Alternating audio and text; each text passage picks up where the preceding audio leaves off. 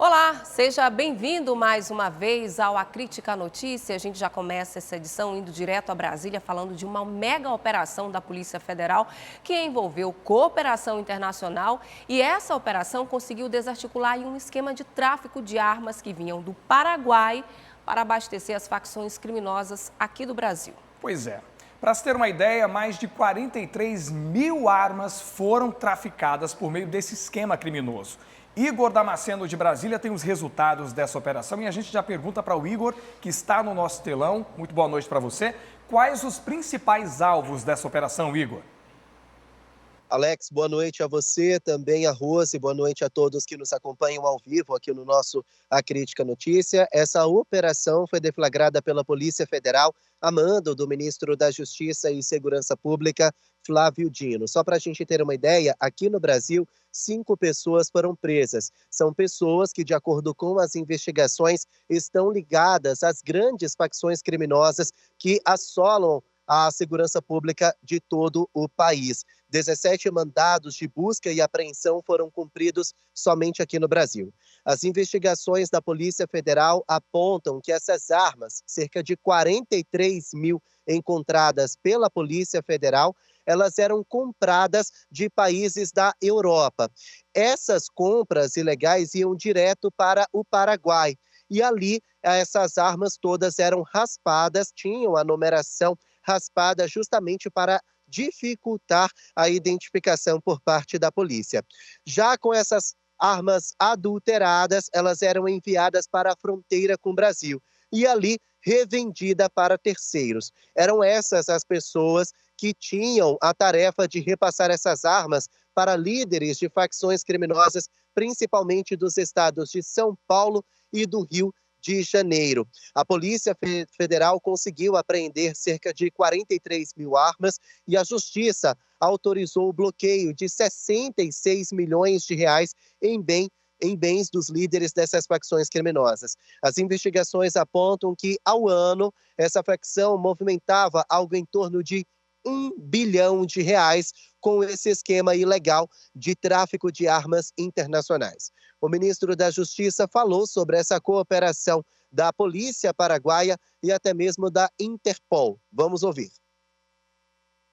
O presidente Lula definiu como prioridade para o Ministério da Justiça a ação contra a logística do crime organizado, daí o foco em portos, aeroportos e fronteiras, e o outro eixo, a descapitalização, tirar dinheiro do crime organizado. Então, essa ação com o Paraguai fará com que as duas maiores facções brasileiras que eram as destinatárias principais desses armamentos ilegais, tenham o fechamento dessa via logística para a realização das suas operações. Bom, só lembrando que uma dessas facções criminosas que foi aí falada pelo ministro Flávio Dino tem grande influência na violência do estado do Amazonas e ela, então, foi prejudicada por essa operação da Polícia Federal. As investigações começaram em 2020, quando 2 pessoas ligadas a esse esquema de tráfico internacional de armas foram presas no estado da Bahia. As investigações foram avançando e então a polícia conseguiu deflagrar essa operação que resultou na apreensão de 43 mil armas vindas da Europa. Outras 5 pessoas foram adicionadas na lista vermelha da Interpol. São pessoas consideradas das mais perigosas do país e agora são procuradas também pela polícia americana. A gente vai seguir acompanhando.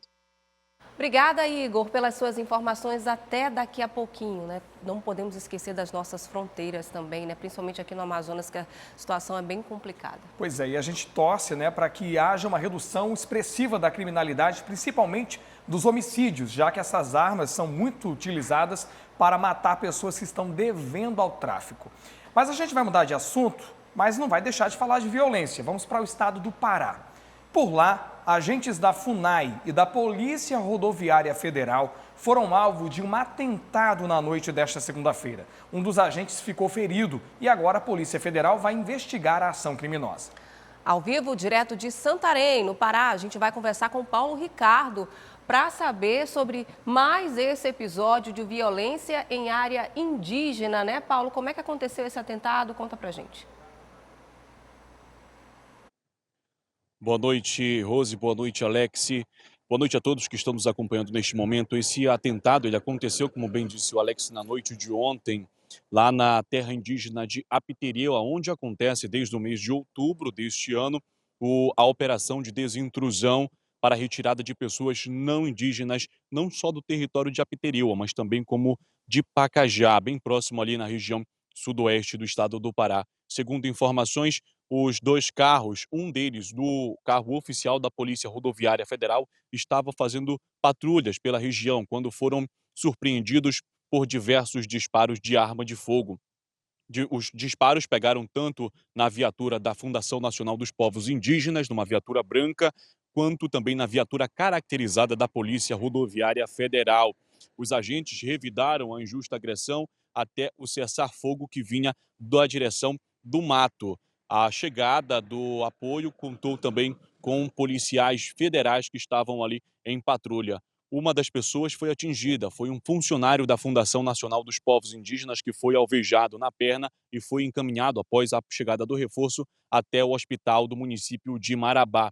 Nós entramos em contato com a Polícia Rodoviária Federal e também com a Polícia Federal para saber um pouco mais desse ocorrido e recebemos na tarde de hoje uma entrevista do superintendente regional da Polícia Federal no Pará, o delegado José Roberto Pérez, que vai trazer informações agora sobre os principais suspeitos desse atentado aí que quase deixa uma pessoa vítima.